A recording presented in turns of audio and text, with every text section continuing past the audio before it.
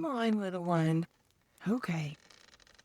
Settle in, Thoma, and listen as Oma rocks gently in her chair and reads Anne of Green Gables by L.M. Montgomery. We're reading Chapter 12, A Solemn Vow and Promise. It was not until the next Friday that Marilla heard the story of the flower-wreathed hat. She came home from Mrs. Lynde's and called Anne to account. Anne, Mrs. Rachel says you went to church last Sunday with your hat rigged out ridiculous with roses and buttercups. What on earth put you up to such a caper? A pretty-looking object you must have been. Oh, I know pink and yellow aren't becoming to me, began Anne. Becoming? Fiddlesticks! It was putting flowers on your hat at all, no matter what color they were, that was ridiculous. You are the most aggravating child. I don't see why it's any more ridiculous to wear flowers on your hat than on your dress, protested Anne. Lots of little girls there had bouquets pinned on their dresses. What was the difference? Marilla was not to be drawn from the safe concrete into dubious paths of the abstract. Don't answer me back like that, Anne. It was very silly of you to do such a thing. Never let me catch you at such a trick again. Mrs. Rachel says she thought she would sink through the floor when she saw you come in all rigged out like that. She couldn't get near enough to tell you to take them off till it was too late. She says people talked about it something dreadful. Of course they would think I had no better sense than to let you go decked out like that. Oh, I'm so sorry, said Anne, tears welling into her eyes. I never thought you'd mind. The roses and buttercups were so sweet and pretty. I thought they'd look lovely on my hat. Lots of the little girls had artificial flowers on their hats. I'm afraid I'm going to be a dreadful trial to you. Maybe you'd better send me back to the asylum. That would be terrible. I don't think I could endure it. Most likely I would go into consumption. I'm so thin as it is, you see, but that would be better than being a trial to you. Nonsense, said Marilla, vexed at herself for having made the child cry. I don't want to send you back to the asylum. I'm sure all I want is that you should behave like other little girls and not make yourself ridiculous. Don't cry any more. I've got some news for you. Diana Barry came home this afternoon. I'm going up to see if I can borrow a skirt pattern from Mrs. Barry, and if you like, you can come with me and get acquainted with Diana. Anne rose to her feet with clasped hands, the tears still glistening on her cheeks. The dish towel she had been hemming slipped unheeded to the floor. Oh, Marilla, I'm frightened. Now that it has come, I'm actually frightened. What if she shouldn't like me? It would be the most tragical disappointment of my life. Now, don't get into a fluster, and I do wish you wouldn't use such long words. It sounds so funny in a little girl. I guess Diana will like you well enough. It's her mother you've got to reckon with. If she doesn't like you, it won't matter how much Diana does. If she has heard about your outburst to Mrs. Lynde and going to church with buttercups around your hat, I don't know what she'll think of you. You must be polite and well-behaved, and don't make any of your startling speeches. For pity's sake, if the child isn't actually trembling. Anne was trembling. Her face was pale and tense. Oh, Marilla, you'd be excited, too, if you were going to meet a little girl you hoped to be your bosom friend and whose mother mightn't like you, she said as she hastened to get her hat. They went over to Orchard Slope by the short cut across the brook and up the Furry Hill Grove. Mrs. Barry came to the kitchen door in answer to Marilla's knock. She was a tall, black-eyed, black-haired woman with a very resolute mouth. She had the reputation of being very strict with her children. How do you do, Marilla? She said cordially. Come in. And this is the little girl you have adopted, I suppose? Yes, this is Anne Shirley, said Marilla. Spelled with an E, gasped Anne, who, tremulous and excited as she was determined there should be no misunderstanding on that important point. Mrs. Barry, not hearing or not comprehending, merely shook hands and said kindly, How are you?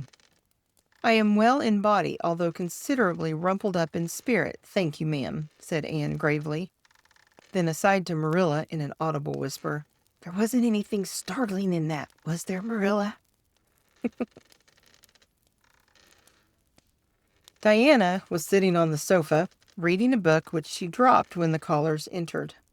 She was a very pretty little girl, with her mother's black eyes and hair and rosy cheeks, and the merry expression which was her inheritance from her father. "This is my little girl, Diana," said Mrs. Barry. "Diana, you might take Anne out into the garden and show her your flowers. It will be better for you than straining your eyes over that book. She reads entirely too much." This to Marilla as the little girls went out. "And I can't prevent her. For her father aids and abets her. She's always poring over a book. I'm glad she has the prospect of a playmate. Perhaps it will take her more out of doors." Outside in the garden, which was full of mellow sunset light streaming through the dark old firs to the west of it, stood Anne and Diana gazing bashfully at one another over a clump of gorgeous tiger lilies.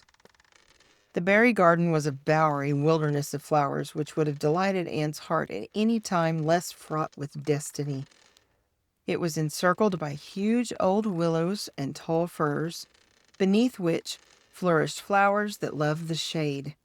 Prim, right-angled paths, neatly bordered with clamshells, intersected it like moist red ribbons, in the beds between old-fashioned flowers ran riot.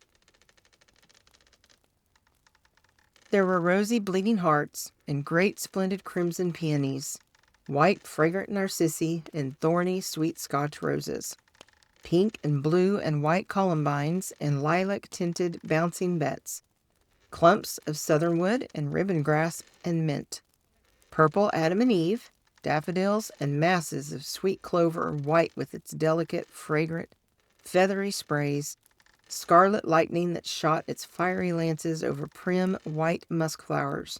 A garden it was where sunshine lingered and bees hummed and winds beguiled into loitering purred and rustled. "Oh, Diana," said Anne at last, clasping her hands and speaking almost in a whisper. Do you think you can like me a little? Enough to be my bosom friend?" Diana laughed. Diana always laughed before she spoke. "Why, I guess so," she said frankly. "I'm awfully glad you've come to live at Green Gables. It will be jolly to have somebody to play with. There isn't any other girl who lives near enough to play with, and I've no sisters big enough." "Will you swear to be my friend forever and ever?" demanded Anne eagerly. Diana looked shocked. "Why, it's dreadfully wicked to swear," she said rebukingly. "Oh, no, not my kind of swearing. There are two kinds, you know." "I never heard of but one kind," said Diana doubtfully. "There really is another. Oh, it isn't wicked at all. It just means vowing and promising solemnly." "Well, I don't mind doing that," agreed Diana, relieved. "How do you do it?" "We must join hands. So," said Anne gravely. "It ought to be over running water. We'll just imagine this path is running water. I'll repeat the oath first. I solemnly swear to be faithful to my bosom friend, Diana Barry, as long as the sun and moon shall endure. Now you say it and put my name in." Diana repeated the oath with a laugh fore and aft. Then she said, "You're a queer girl, Anne. I heard before that you were queer, but I believe I'm going to like you real well." When Marilla and Anne went home, Diana went with them as far as the log bridge. The two little girls walked with their arms about each other. At the brook, they parted with many promises to spend the next afternoon together. "Well, did you find Diana a kindred spirit?" asked Marilla, as they went up through the garden of Green Gables. "Oh, yes," sighed Anne, blissfully unconscious of any sarcasm on Marilla's part. "Oh, Marilla, I'm the happiest girl on Prince Edward Island this very moment. I assure you I'll say my prayers with a right good will tonight. Diana and I are going to build a playhouse in Mr. William Bell's birch grove tomorrow. Can I have those broken pieces of china that are out in the woodshed? Diana's birthday is in February, and mine is in March. Don't you think that is a very strange coincidence? Diana is going to lend me a book to read. She says it's perfectly splendid and tremendously exciting. She's going to show me a place back in the woods where rice lilies grow. Don't you think Diana has got very soulful eyes? I wish I had soulful eyes. Diana is going to teach me to sing a song called Nellie in the Hazel Dell. She's going to give me a picture to put up in my room. It's a perfectly beautiful picture, she says. A lovely lady in a pale blue silk dress. A sewing machine agent gave it to her. I wish I had something to give Diana. I'm an inch taller than Diana, but she is ever so much fatter. She says she'd like to be thin because it's so much more graceful, but I'm afraid she only said it to soothe my feelings. We're going to the shore someday to gather shells. We have agreed to call the spring down by the log bridge the Dryad's Bubble. Isn't that a perfectly elegant name? I read a story once about a spring called that. A dryad is a sort of grown-up fairy, I think. Well, all I hope is you won't talk Diana to death, said Marilla. But remember, this in all your planning, Anne. You're not going to play all the time, nor most of it. You'll have your work to do, and it'll have to be done first. Anne's cup of happiness was full, and Matthew caused it to overflow. He had just got home from a trip to the store at Carmody, and he sheepishly produced a small parcel from his pocket and handed it to Anne with a deprecatory look at Marilla. I heard you say you liked chocolate sweeties, so I got you some, he said. Sniffed Marilla. It'll ruin her teeth and stomach. There, child, don't look so dismal. You can eat those since Matthew has gone and got them. He'd better have bought you peppermints. They're wholesomer. Don't sicken yourself eating them all at once now. Oh, no, indeed I won't, said Anne eagerly. I'll just eat one tonight, Marilla. And can I give Diana half of them, can't I? The other half will taste twice as sweet to me if I give some to her. It's delightful to think I have something to give her. I will say it for the child, said Marilla when Anne had gone to her gable. She isn't stingy. I'm glad. For of all faults, I detest stinginess in a child. Dear me, it's only 3 weeks since she came, and it seems as if she'd been here always. I can't imagine the place without her. Now, don't be looking I told you so, Matthew.